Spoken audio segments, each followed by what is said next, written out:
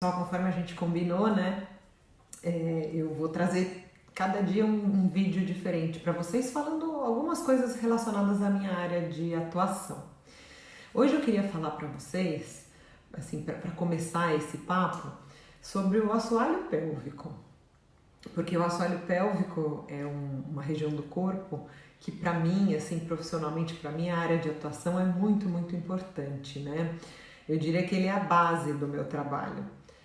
Ele foi a base dos meus estudos de pós-graduação. Meu mestrado foi muito relacionado ao assoalho pélvico e o meu doutorado também.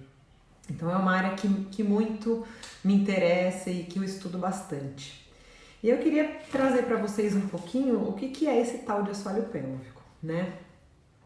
Para começar, no meu consultório eu tenho modelos anatômicos porque eu gosto de explicar para os pacientes e eles conseguirem visualizar, né, de forma tridimensional aonde é que está, como é que fica no corpo, o que tem nesse assoalho pélvico.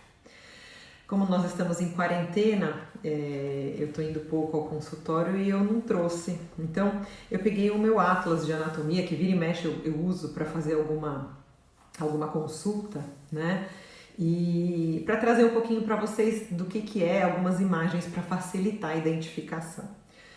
Então, assim, quando a gente pensa na pelve, a pelve é uma estrutura óssea, né, formada por alguns ossos e que ela é uma estrutura mais ou menos rígida.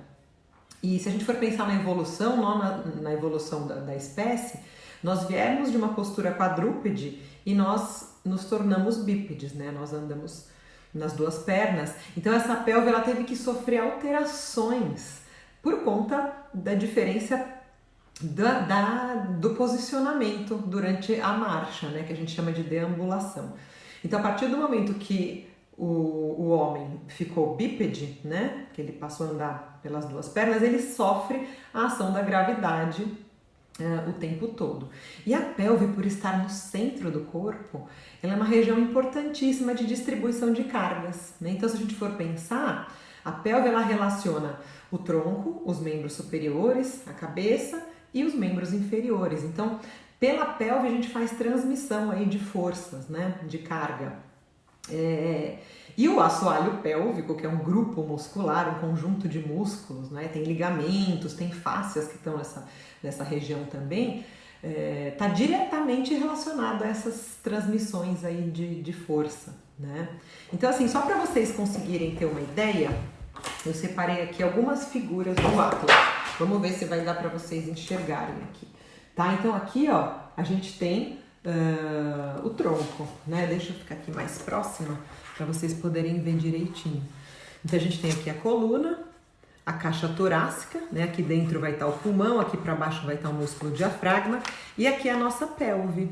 Vejam que a pelve então se relaciona aqui com a coluna e se relaciona essas duas estruturas aqui são o fêmur de um lado e do outro, né? A articulação do quadril. Então, olha a relação da pelve com a parte superior e a parte inferior do tronco, tá? Aqui nós temos os ossos ilíacos. Se a gente puser a mão na cintura, né, e sentir aqueles dois ossos, a gente está sentindo aqui as cristas ilíacas. Aqui na frente a gente tem o pubis e essas duas pontinhas aqui são os isquios, aqueles ossinhos que a gente senta em cima quando está sentado adequadamente. Aqui atrás a gente tem o sacro, que é aquele ossão, se a gente bater atrás, assim a gente sente, e a pontinha dele o cóccix. E aqui a nossa coluna lombar, tá? Vejam que a pelve, ela tem um buraco, né? Ela é em forma de funil, a gente chama, e ela é vazada aqui embaixo. Ela não tem osso embaixo para sustentar essas estruturas que estão lá dentro. E que estruturas que são essas que estão dentro da pelve, né? A gente tem estruturas importantes, os órgãos que estão dentro dessa região. Na mulher a gente tem a bexiga, o útero e a porção final do intestino, o reto ali. Essas três estruturas vão desembocar em três orifícios, né? Da bexiga a gente vai ter a uretra, por onde a gente faz xixi. Do útero a gente vai ter a vagina, por onde a gente menstrua, né, as mulheres, por onde a gente tem relação sexual e por onde o bebê sai nos partos naturais. E a porção final que vai desembocar no ânus, no esfíncter anal, por onde a gente solta pum, faz cocô, né? Então a gente tem funções ali aí de eliminação, funções fisiológicas importantes, né? Relacionadas à contenção de urina e de fezes e também à eliminação, né? Então essa musculatura ela tem que ser capaz de se manter contraída para não escapar xixi e cocô, e também tem que ser capaz de relaxar para que eu possa urinar e evacuar adequadamente. Então vocês já percebem que são músculos que têm várias funções, né? E também eles têm que estar saudáveis para que eu tenha relações sexuais agradáveis, sem dor, sem dificuldades, tá? Então vocês vejam que aquele mito de que o assoalho pélvico tem que ser forte é um mito, na verdade. Logicamente que todos os músculos precisam ter força, mas eles também precisam ter resistência, eles precisam ter coordenação e eles precisam ter flexibilidade. Se eu quero esvaziar bem minha bexiga, eu tenho que ter um músculo que seja capaz de relaxar totalmente. Então, tão importante quanto contrair é relaxar nos momentos adequados, tá? E muitas vezes os problemas que a gente trata no consultório, né, os fisioterapeutas especialistas na área de uroginecologia, coloproctologia, a gente tenta regularizar músculos que possam estar ou muito rígidos, ou muito flácidos, ou não conseguindo coordenar direito essas ações de contração e relaxamento, tá? Deixa eu mostrar para vocês, eu tenho aqui uma outra figura, depois eu volto, essa distribuição dos órgãos na pelve, tá? Então aqui, ó, eu vou mostrar, tem de homem e de mulher, eu vou mostrar a feminina, tá? Então vejam aqui, ó, vou pegar essa aqui de cima. Aqui é um corte, eu tô vendo uma mulher de lado, tá? Eu cortei ela no meio, ficou lado direito e lado esquerdo, eu tô tendo uma visão aqui lateral. Aqui na frente eu tenho o osso púbico, logo atrás eu tenho a bexiga, ó, esse redondinho é a bexiga que vai desembocar na uretra. Atrás da bexiga, meio apoiado nela mesmo, eu tenho o útero, que desemboca na vagina. E mais para trás, a porção final do intestino, né, o reto aqui, que vai desembocar no ânus. Então eu tenho uretra, vagina e ânus, nesta sequência, de frente para trás, tá? E aí, gente, ó, nessa figura aqui, a gente consegue ver que tem músculos aqui, ó, tá vendo? Fazendo como se fosse uma cinta olha outra função aí do assoalho pélvico, sustentar meus órgãos no local. Então, outra função dos músculos do assoalho pélvico é manter os órgãos no local. Se eu tenho uma fraqueza, se eu sofri alguma lesão aqui nessa região, o que pode acontecer? Essa minha bexiga, se esses músculos aqui estão fracos, essa bexiga pode escorregar. E aí eu vou ter a famosa bexiga caída, que a gente chama de cistocele ou prolapso da bexiga, prolapso vesical.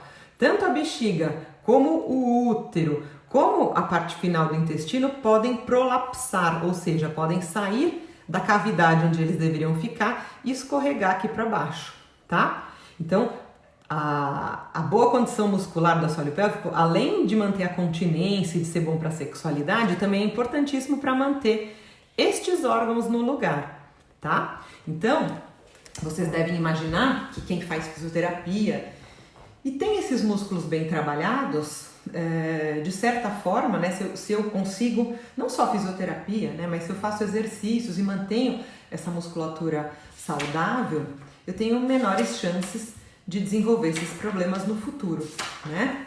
Então, por exemplo, as mulheres que ficam grávidas muitas vezes, o que acontece? A cada gestação, independente da via de parto, eu vou ter uma sobrecarga desses músculos. E o que pode acontecer? Eu posso favorecer o aparecimento de incontinência urinária, incontinência fecal, incontinência de gases. Eu posso favorecer a queda desses órgãos pélvicos. E eu posso também apresentar dificuldades em relação à sexualidade, às minhas relações sexuais, tá? Dificuldades de penetração e tudo mais. Aqui, ó, vou mostrar uma outra figura para vocês, que é como se eu tivesse cortado aqui assim, ó, e vou olhar por baixo, tá? Vamos ver se vocês conseguem entender. Aqui, ó, tá vendo essa figura? Ó, tá? É uma pelve vista assim de baixo. Aqui é a coluna e aqui é o púbis. Então aqui é a parte da frente e aqui é a parte de trás. Olha só a vista do assoalho pélvico sob essa perspectiva, que interessante. Olha as fibras musculares, como elas vêm em vários sentidos. Eu tenho o músculo vindo daqui para cá, Eu tenho músculo vindo de frente para trás. Eu tenho músculos ao redor dos meus esfíncteres. Olha aqui, a uretra, vagina e ânus. Olha como eu tenho músculos circulares ao redor, tá? Então, esse é um grupo muscular muito importante e, eu diria, complexo, tá? Não é uma região fácil de trabalhar e fácil de entender. Por isso que não adianta a gente ler na revista como que faz o exercício e achar que tá arrasando, né? Ah, é só apertar e soltar. Não é só apertar e soltar. A gente tem que conhecer esses músculos, ter a imagem deles mental e aprender como fazer o movimento corretamente, tá? E aí sempre, logicamente, que se eu tenho a orientação de um profissional que entende de biomecânica, que estudou a pelve, que estudou a origem e inserção desses músculos, isso tudo vai facilitar, né? Porque esse profissional foi formado para isso. Vocês sabem que eu sou adepta da ginástica feminina, que a gente faz esses exercícios em grupos, e nos grupos eu não tenho a possibilidade de fazer avaliações invasivas nas minhas pacientes, né? Porque quando eu estou no consultório, que eu estou tratando individualmente, a gente faz um toque vaginal, então eu coloco os meus dedos ali na vagina e eu consigo perceber as contrações, eu quantifico e qualifico essas contrações através da sensibilidade do meu dedo, com o treino, né? A gente treina a fazer esses exames e qualificar, dar uma nota, vamos dizer assim, para esses músculos. E a gente tem instrumentos também que medem ativação muscular, como por exemplo a eletromiografia, o biofeedback eletromiográfico, ou alguns equipamentos que através da pressão a gente também consegue quantificar o quanto que essa musculatura deforma o aparelhinho que a gente põe ali na vagina. Então a gente tem medidas diretas e indiretas, tá? Eu gosto muito da avaliação digital porque eu consigo perceber regiões dolorosas, eu consigo sentir como é que tá a ativação desse músculo. Às vezes tem gente que contrai bem e não consegue relaxar. Então a gente consegue avaliar de várias formas. Isso é importantíssimo para essas mulheres que têm queixa.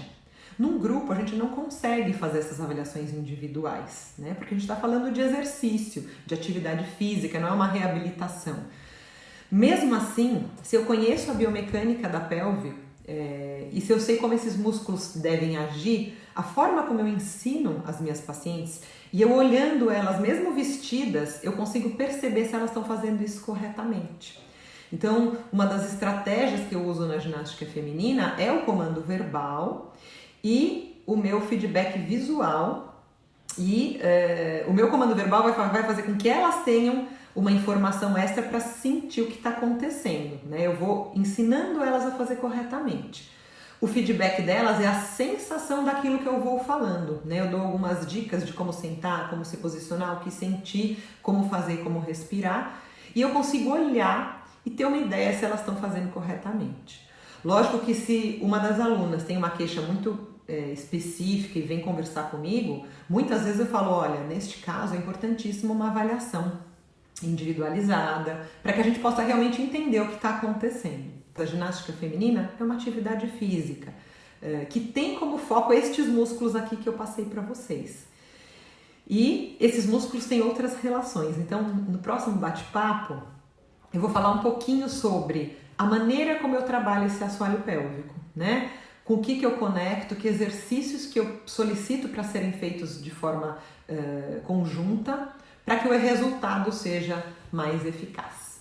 Espero que vocês tenham entendido um pouquinho, né, sobre o assoalho pélvico. E se vocês tiverem dúvidas ou ideias de temas para eu tratar aqui, são super bem-vindos. Eu quero cada vez mais trazer informação de qualidade, de forma didática, para que vocês se conheçam. O meu objetivo é fazer com que as mulheres cada vez mais conheçam o seu próprio corpo, cuidem melhor do seu próprio corpo e assim fiquem mais poderosas, né? Porque a gente fica, quando a gente se cuida, a gente melhora, assim, sob vários aspectos. A autoestima, a gente se valoriza. Eu acho isso muito importante, tá bom? Até a próxima. Obrigada.